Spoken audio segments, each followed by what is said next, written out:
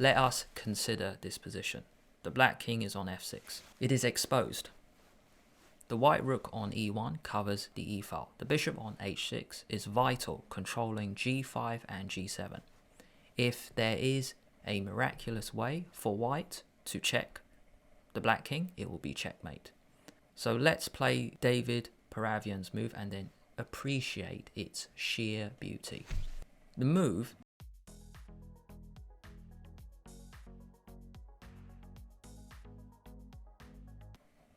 Welcome to A Tactic a Day.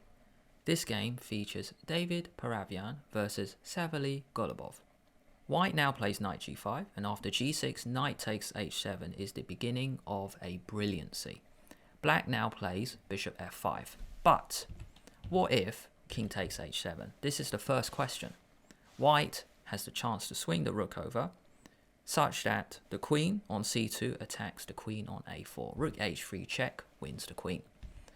This knight is immune for now. What if rook d8? White can play bishop g5, attacking the rook for free. So black plays a very sensible move, bishop f5, gaining a tempo, moving the piece out and attacking the queen at the same time. Knight f6 check, white saves it, king g7. Now for the second shot in the black position, bishop h6 check. King takes f6 was played, but why not king takes h6? Same idea as before, rook h3 check. Queen c2 attacks queen on a4, bishop takes h3, queen takes a4, bishop e6, not a problem. The knight can go to d7. You want to play h3, bring the knight to g4, up to you. There is a way for the knight to come back. Bishop h6 check, king takes f6. Now one other option is if you choose not to take either minor piece. What if black goes back?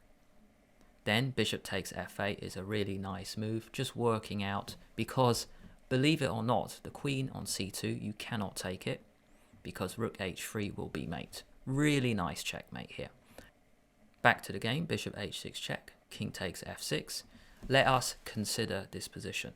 The black king is on f6. It is exposed.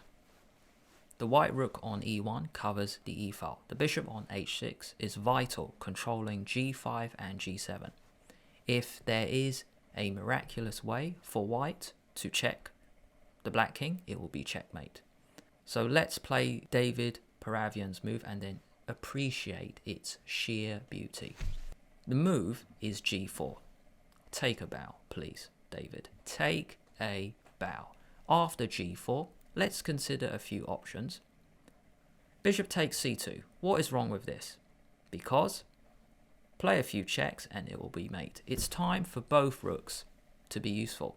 Rook f3 check.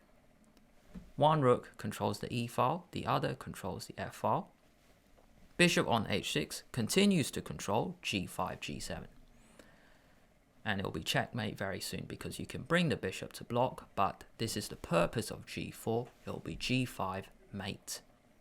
Now what is another option instead of taking the queen? Bishop takes g4. And a nice way for white to get the queen in, just do a little shuffle to the left, aiming for g5. Queen d2 looks nice. Queen g5 will be mate. You can't stop it. Really nice. After g4, let's now look at the game move, which is bishop f4, a clever move. Let's consider what happens. You can't take the bishop because bishop takes c2. Bishop f4 stops g5 check because you can take it and there'll be no checkmate. But now it is white to bring in his clever move. It's one clever move after another. If there is a way to deflect the bishop on f4 such that g5 check will work, then it'll be a really nice checkmate. I'll give you 5 seconds, but the truth is you'll need more than 5.